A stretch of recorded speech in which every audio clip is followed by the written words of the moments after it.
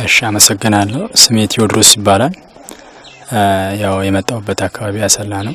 አሁን የነበርኩበት ክፍለ ጦር ደግሞ ያው 11ኛው ክፍለ ጦር ነው፣ 3ኛ ብርጌድ እና ያው ወደ እንትኑ የገባሁት አሁን በ23 ነው። ወደ ክፍለ ጦሩ የተቀላቀልኩት ማለት ነው በ23 ነው። መቼ? ግንቦት 23 ማለት ነው። ግንቦት 23 ላይ ነው የተቀላቀልኩት እና ይሄንንም ውጊያውን ስካፈል ለመጀመሪያ ጊዜ ነው እና በቃ ያየሁትና ትንሽ በጣም ቅር ያለኝ ነገር ቢኖር ያው በጣም ትንሽ ይከብዳል። ጦርነቱ ወንድም ከወንድም ጋር ነው፣ መደረግ የሌለበት ነው።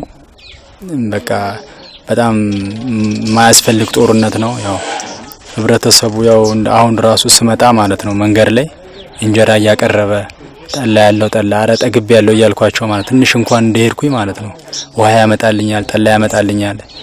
ምንም በቃ እኔ በጣም እንትን ይኖራቸዋል። እንደውም ልብሱን ሲያዩ ምናምን በጣም እንትን ያው ጉዳት ስለደረሰባቸው በእንትኑ በጣም እንትን ይላሉ ብዬ ነበረ፣ ግን እንደጠበቅኩት አላገኘሁትም። በቃ ያላቸው ነገር እያቀረቡ እየበላው ነው የመጣሁት። እንደውም በጣም እንትን ብዬ ነበር። ይሄ ነው ያለው የህብረተሰቡ ማለት ነው እና ከእንደዚህ አይነት ህብረተሰብ ጋር ያው መደረግ የሌለበት ውጊያ ነው እና ያው አሁንም ቢሆን ይሄ ነገር በቃ ቢቆም እኔ ፍላጎቴ ነው። በቃ ወንድም ከወንድሙ ጋር ያው የማይጠቅም ነገር ነው። በቃ ይሄ ነው ያለኝ። ጥሩ። አንተ መከላከያ ውስጥ ስትገባ መቼ ወር ነበር የገባው? መጀመሪያ ንገረኝና። መስከረም ወር ላይ ነበር የገባሁት። መስከረም ወር?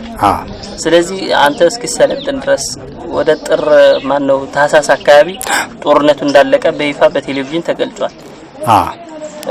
አንተ ስትመጣም ጦርነቱ እንዳለቀ ነበር የምታውቀው የሚመስልኝና አንተ የነበረህን ምልከታ ወደ ከመከላከያ ሰልጥነህ ስትወጣና በኋላ ላይ ያገኘው ነገር እስኪ ንገር። ያው ስልጠና ላይ በነበርንበት ጊዜ ያው ሚዲያ ያው እንደ ልብ ባይገኝም ባልሰማም፣ ግን ያው ጦርነቱ ያው በአንዳንድ በፌስቡክ አካባቢ ያው እንዳቆመ ነው ጦርነቱ በቃ እንዳቆመ ነው እኔ ስሰማ የነበረው።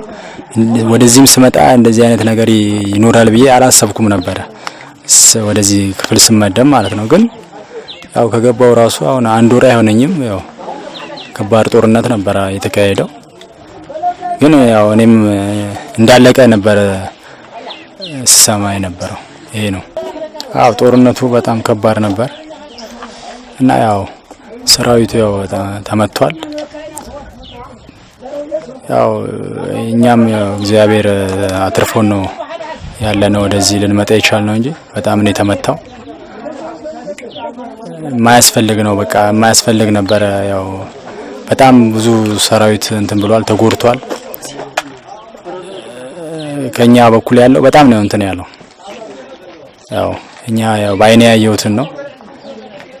ያው እኛም አመልጠን የመጣ ነው። ያው በሬሳ ላይ ተረማምደን ነው። በቃ ከባድ ነበር በጣም። ጥሩ።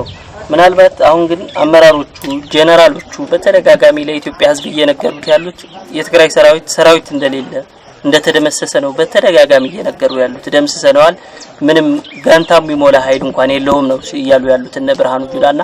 እንደው አንተ ለኢትዮጵያ ሕዝብ እስኪ የትግራይ ሰራዊትን ግለጸው ብትባል እንዴት ነው የምትገልጸው? በጣም ብዙ ሰራዊት ነበር። በጣም ብዙ ሰራዊት ነበር። እኔ ያው አይቼዋለሁ ውጊያው ላይ ስለነበርኩኝ። እንደውም ከኛ ከነበረው ሰራዊት በጣም ብልጫም ነበረው።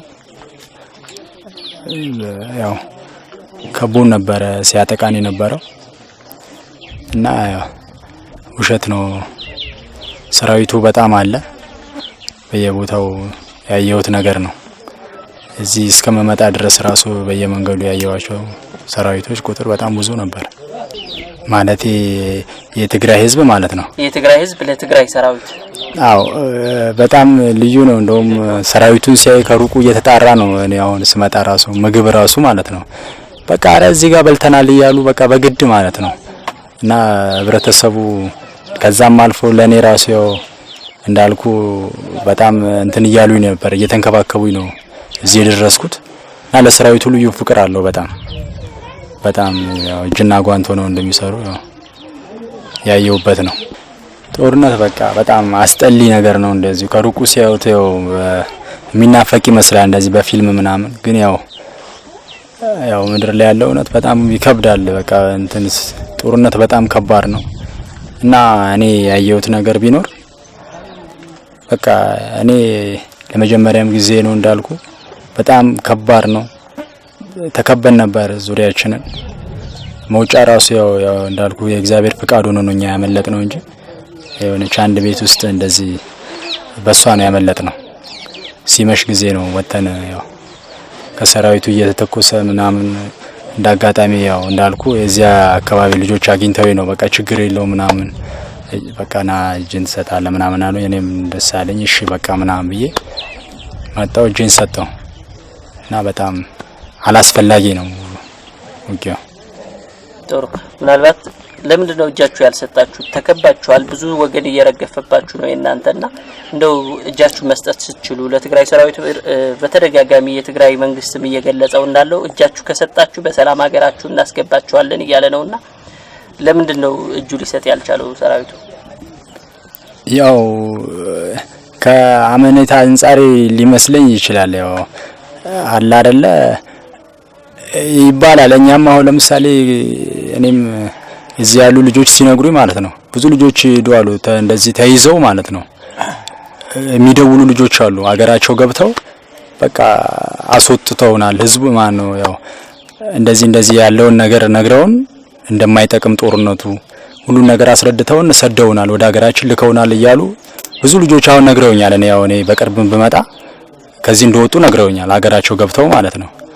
እና ግን ያው አንተ እንዳልከው ሰራዊቱ ያው ማያምን ይመስለኛል። በቃ ገባ ያው አያምንም። እኛም አሁን እዛው እንዳለን መስጠት እንችላለን፣ ግን በዛ ላይ ያኔ አታምንም። በዛ አንተ በወቅቱ እዛ ላይ ብትኖር በጣም ያው የወገንም እየሞተበት ስለሆነ በዛ ሰዓት ይጠብቀኛል ብላ አታስብም፣ ይገለኛል ብለ ነው የምታስበው። ግን ያ እንዳልሆነ ነው በቃ ያ እንዳልሆነ እኔ ባይኔ ያየሁበት ነው። የኢትዮጵያ ሰራዊት ግን ህዝቡ ነው እየጨረሰ ያለውና እንደው የምታስተላልፍላቸው መልእክት አሁን መከላከያ ውስጥ ላሉት? መከላከያ ውስጥ ላለው ሰራዊት ነው። እና በቃ እንደማይጠቅም ነው በቃ ውጊያው። ያው ቅድም እንዳልኩት ያው ከወንድም ጋር ነው ያው ከወንድም ጋር የሚደረግ ጦርነት ስለሆነ በቃ መስከን ያስፈልጋል። በቃ አይደለ ሰራዊቱ ያው ሰከን ብሎ ያው ነገ እኮ ቢወድቅ የሚያነሳው ያው ወንድሙ ነው አይደል? ስለዚህ ሰከን ብሎ በቃ አይደለ ወደ ትክክለኛው መንገድ ቢመጣ ያለፈው አልፏል። ከዚህ በኋላ ግን ሰራዊቱ በቃ እንደማይጠቅመው ወንድም ከወንድም ያው መገዳደል ስለማይጠቅም በቃ እንስከን ነው የምለው። በቃ እንስከንና ወደ ትክክለኛ አእምሮአችን ተመልሰን እንደ ድሮአችን ብንኖር አሪፍ ነው የምለው።